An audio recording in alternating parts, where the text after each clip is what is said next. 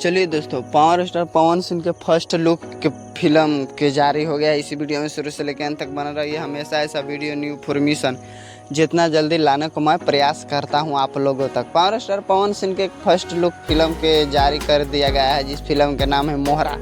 मोहरा ये फिल्म ज़बरदस्त तरीके से निकाला गया है। इसमें गाना भी ज़बरदस्त तरीके से गाया भी गया है। अब बात करें मोहरा ये फिल्म के, तो ये फिल्म दशहरा के शुभ अवसर पर फर्स्ट लुक जारी किया गया है। अब फर्स्ट लुक जारी किया गया है तो ज़बरदस्त तरीके से आप लोग देख सकते हैं कि पोस्टरों में ज़बरदस्त तरीके से फर्स्ट लुक जारी किया गया है।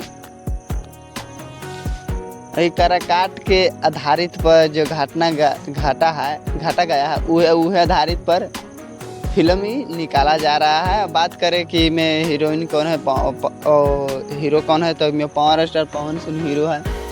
और बात करें तो केविन सालनी है। बात करें कि विलन के, तो विलन जो काला ओढ़नी में विलन थे वह विलन ये फिल्म में भी रहेंगे। और धमाल और बवाल भोजपुरी इंडस्ट्री में मचा कर रख देंगे। हम हमेशा ऐसा वीडियो न्यू इन्फॉर्मेशन जितना जल्दी लाने को मैं प्रयास करता हूँ। पूरा वीडियो देखने के लिए आप लोगों को धन्यवाद।